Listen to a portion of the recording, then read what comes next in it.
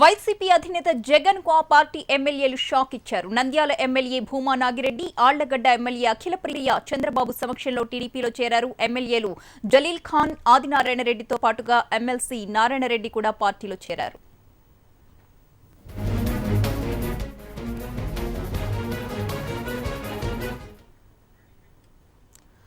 దీనికి సంబంధించిన పూర్తి అప్డేట్స్ అందించడానికి మా ప్రతినిధి శ్రీనివాస్ సిద్ధంగా ఉన్నారు. విజయవాడ నుంచి వివరాలు అందించడానికి శ్రీనివాస్, చెప్పండి. ఇప్పుడు భూమా నాగిరెడ్డి చేరికతో ఎలాంటి రాజకీయ సమీకరణాలు మనం ప్రస్తుతం చూడబోతున్నాం? అంటే ఇంకా ఎవరెవరు వాళ్ళ మార్గంలో ప్రయాణించే అవకాశం ఉంది? టీడీపీలో చేరే వాళ్ళ లిస్ట్ ఏమైనా తెలిసిందా? కొద్దిసేపటి క్రితం తెలుగుదేశం పార్టీ చేరడానికి వైసీపీ ఎమ్మెల్యేలు ఎవరైతే ఉన్నారో ఆళ్లగడ్డ నుంచి గెలుపొందినటువంటి అఖిలప్రియ, అదేవిధంగా భూమా నాగిరెడ్డితో పాటు జలీల్ ఖాన్, ఆదినారాయణ నలుగురు ఎమ్మెల్యేలు చంద్రబాబు నివాసం చేరుకోవడమే కాకుండా వీరితో పాటు ఊహించిన విధంగా ఎమ్మెల్సీ నారాయణ రెడ్డి కూడా ఈ చంద్రబాబు నివాసానికి చేరుకోవడం జరిగింది. అంటే గత కొన్ని రోజులుగా జరుగుతున్నటువంటి ప్రచారాలకు ఊపందుకోవడమే కాకుండా ఈ రోజు అధికారికంగా తెలుగుదేశం పార్టీ కండవ కప్పుకోవడానికి కూడా వాళ్ళు సిద్ధమై చంద్రబాబు నివాసానికి చేరుకున్నారు. చంద్రబాబు వారితో పూర్తి స్థాయిలో చర్చలు జరిపిన తర్వాత వారు అధికారికంగా తెలుగుదేశం పార్టీలో చేరుతున్నట్టు ప్రకటించనున్నారు. కొద్దిసేపటి క్రితం కడప జిల్లా ఏదైతే ఉందో జమ్మలమడుగు ఎమ్మెల్యే ఎవరైతే ఉన్నారో ఆదినారాయణ రెడ్డికి సంబంధించినటువంటి చేరికపై అదే కడప జిల్లాకు చెందినటువంటి జమ్మలమడుగు నేతలు ఎవరైతే ఉన్నారో రామ్ సుబ్బారెడ్డితో చంద్రబాబు చర్చలు జరగడం జరిగింది.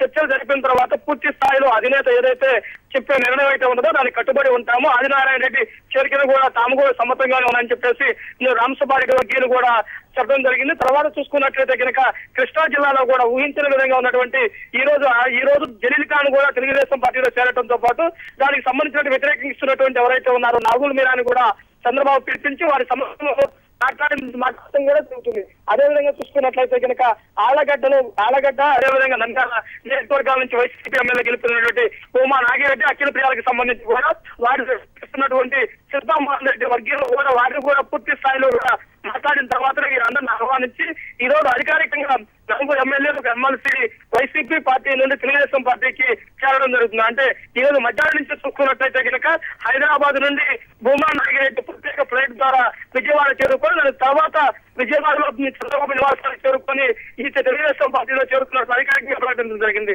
గతంలో చూసుకున్నట్లయితే కనుక కడప, కర్నూలు, అదేవిధంగా కృష్ణా జిల్లా 3 జిల్లాలకు సంబంధించి నేతలు ఇప్పటి వరకు తెలుగుదేశం పార్టీలో చేరడం జరిగింది. తర్వాత కూడా చూసుకున్నట్లయితే కనుక గత వారం రోజుల క్రితం జగన్ ఏదైతే కామెంట్ చేశాడో మా దగ్గర 21 మంది ఎమ్మెల్యేలు తెలుగుదేశం పార్టీలో టచ్ లో ఉన్నారు, మేము చిట్టుకేస్తే ప్రభుత్వం కూలిపోయేదేమని చెప్పేసి చేస్తున్న కామెంట్లకు కౌంటర్ గానే తెలుగుదేశం పార్టీ ఈ ఏదైతే వలసలు ఉన్నాయో వలసలు కూడా ప్రోత్సహించి అదేవిధంగా పార్టీని ప్రతిష్టపడడానికి చర్యలు తీసుకుంటుందని చెప్పేసి తెలుగుదేశం నేతలు చేయడం జరుగుతుంది. ప్రధానంగా చూసుకుని థ్యాంక్ యూ శ్రీనివాస్.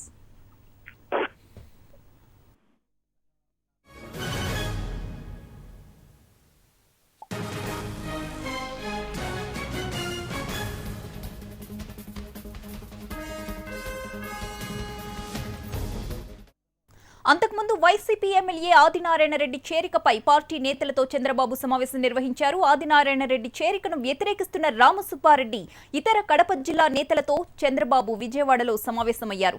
ఈ భేటీలో తమ ఇబ్బందులను రామసుబ్బారెడ్డి చంద్రబాబుకు వివరించారు.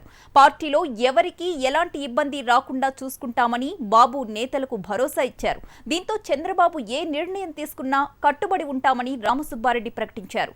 కొన్ని ఇబ్బందులు ఉన్నమాట వాస్తవమేనని, అయితే చంద్రబాబు భరోసా ఇచ్చారని చెప్పుకొచ్చారు. వ్యక్తిగతంగా ఏ హామీ కూడా అడగలేదని స్పష్టం చేశారు.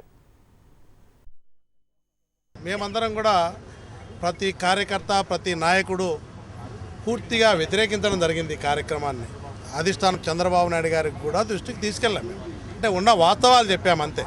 ఇదేదో చంద్రబాబు నాయుడు గారి మీద వ్యతిరేకత కాదు. ఆదినారాయణ రెడ్డి కానీ వాళ్ళ వర్గం చేరిక వల్ల జరిగే పరిణామాలు, కష్టాలు, ఇబ్బందులు ఏ విధంగా ఉంటాయని ఆయనకు తెలియజేయడం జరిగింది. కాబట్టి దీన్ని పూర్తిగా వ్యతిరేకిస్తున్నామని చెప్పడం జరిగింది గతంలో. కానీ మళ్ళీ ఈ రాష్ట్ర రాజకీయాలు పరిస్థితులలో అధినాయకుడు ఒకసారి మళ్ళీ చెప్పడం జరిగింది. ఆయన ఆదినారాయణ రెడ్డిని చేర్చుకోవాలనే ఆలోచన చెప్పడం, నేను కూడా ఇది నా ఒక్కరి నిర్ణయం కాదు, తెలుగుదేశం పార్టీ నాయకులు, కార్యకర్తలు అందరికీ కూడా తెలియజేసి వాళ్ళందరినీ కూడా మీ సమక్షంలో కూడా మీరు కూడా వాళ్ళతో ఒకసారి వాళ్ళ ఉన్నటువంటి బాధలు కానీ వాళ్ళు చెప్పేటువంటి విషయాలంటే బాగుంటుంది అనేది తెలియజేయడం జరిగింది. గతంలో మా చిన్నాన్న శివారెడ్డి గారు 3 పర్యాయాలు ఎమ్మెల్యేగా ఎన్నికయ్యారు. ఎన్టీ రామారావు గారు వెంట ఉన్నారు. ఆయన ఏది ఆదేశిస్తే చాలా పట్టుదలగా చాలా త్యాగంగా పనిచేసినటువంటి వ్యక్తి శివారెడ్డి గారు. నన్ను కూడా ఒక 2 పర్యాయాలు ప్రజలు ఎన్నుకోవడం, పార్టీ కూడా నాకు కూడా చంద్రబాబు నాయుడు గారు కానీ ఆ రోజు ఎన్టీ రామారావు గారు కూడా క్యాబినెట్లోకి తీసుకున్నారు. తర్వాత 2వ పర్యాయం చంద్రబాబు నాయుడు గారు కూడా క్యాబినెట్లో అవకాశం ఇచ్చారు, గుర్తింపు ఇచ్చారు, గౌరవం ఇచ్చారు. 10 సంవత్సరాల పరిపాలనలో ఒక రాక్షస పాలనలాగా సాగింది. దాంట్లో ఎంతోమంది పొట్టన పెట్టుకున్నారు, ఎంతో ఇబ్బంది పడినాం. నేను కూడా చేయని తప్పుకు 2 సంవత్సరాలు జైల్లో ఉండి కూడా ఎక్కడా వెనుకడుగేయలేదు. ఏది ఏమైనా ఎన్ని కష్టాలు వచ్చినా ఇబ్బందులు వచ్చినా చంద్రబాబు నాయుడు గారి నాయకత్వంలోనే పనిచేయాలని పట్టుదలతో ఉండడం జరిగింది. తెలుగుదేశం పార్టీ పట్ల నేను మాట్లాడిన గతంలో చాలా స్పష్టంగా చెప్పి వ్యతిరేకించిందల్లా ఈ పరిణామాలను వ్యతిరేకించే కానీ చంద్రబాబు నాయుడు గారి నాయకత్వాన్ని కానీ ఎక్కడ కూడా నేను వ్యతిరేకించలేదు. రైట్, మొత్తానికి